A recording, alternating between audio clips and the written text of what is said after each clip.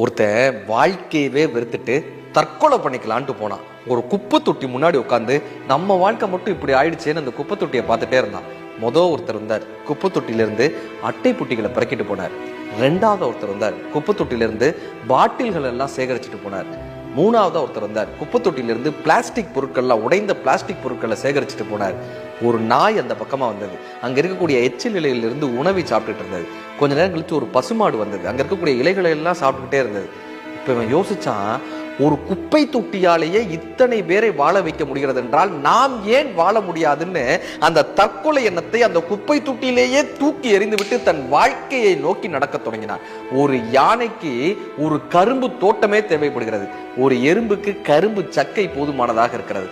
கரும்பு சக்கை கிடைக்கும் போது எறும்பாக இருப்போம், கரும்பு தோட்டம் கிடைக்கும் போது யானையாக மாறிக்கொள்வோம். வாழ்க்கை இனிமைதான்.